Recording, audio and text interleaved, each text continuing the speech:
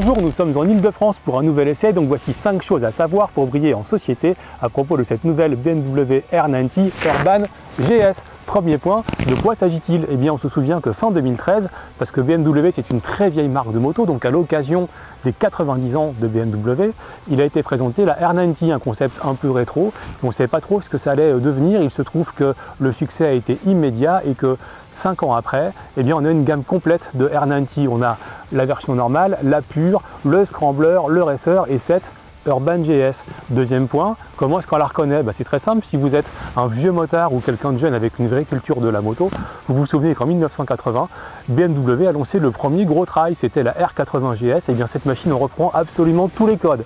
La grosse plaque phare bien ronde, la selle rouge, le réservoir un petit peu ventru, le côté un peu plat, à l'ancienne assez dépouillé. On est complètement dans cet hommage historique à le premier gros trail de chez BMW. Troisième point, le châssis et l'ergonomie. Alors on est sur une base de R90, malgré tout les suspensions et les trains roulants ont changé pour coller un peu à cette vocation légèrement tout-terrain, c'est quand même une Urban GS.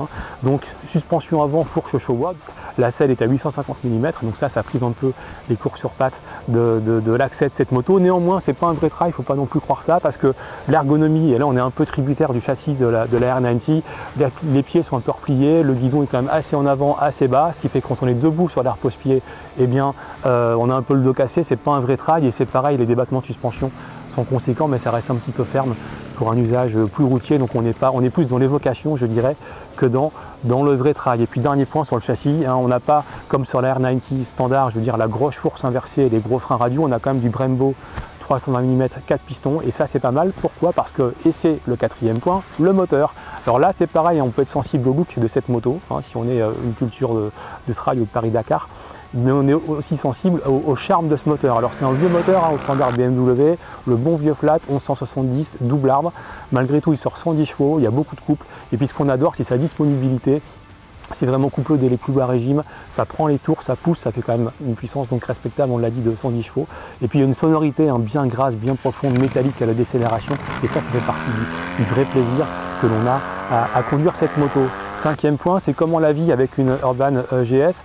C'est assez simple, les trails d'antan étaient eux aussi assez simples, donc le tableau de bord est assez dépouillé, il y a juste un compteur, pas de contour, pas de jauge à essence, pas d'indicateur de rapport engagé. En même temps, est-ce que Hubert Auriol avait besoin d'un indicateur de rapport engagé pour gagner le Dakar en 80 et en 83? Certainement pas plus que d'ailleurs Gaston Rayet en 84 et en 85, des années qui ont construit la légende de la GS au Dakar. Par contre, on a un anti-patinage en option, on a un ABS qu'on peut déconnecter entièrement. C'est assez intéressant parce que souvent sur les trails, on garde de l'ABS sur l'avant pour garder un peu de sécurité dans les chemins. Là, pas du tout, donc on peut se mettre à plat ventre si on insiste vraiment dans les surfaces un peu molles.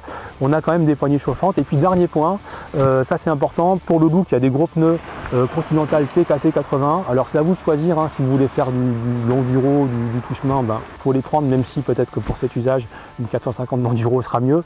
Si c'est pour le look, très bien, mais après il faut assumer, parce que déjà la vitesse de pointe avec ces pneus est limité à 160 km/h, et puis surtout ça dégrade quand même très sensiblement le feeling que l'on a de cette machine. On a l'impression de prendre les virages un peu dans des escaliers, ça tombe un peu sur les pavés. Sur le sec ça tient la route, l'adhérence est assez bonne. Sur le mouillé, franchement, si vous prenez ça, prenez l'option anti-patinage, ça vous sera un grand secours.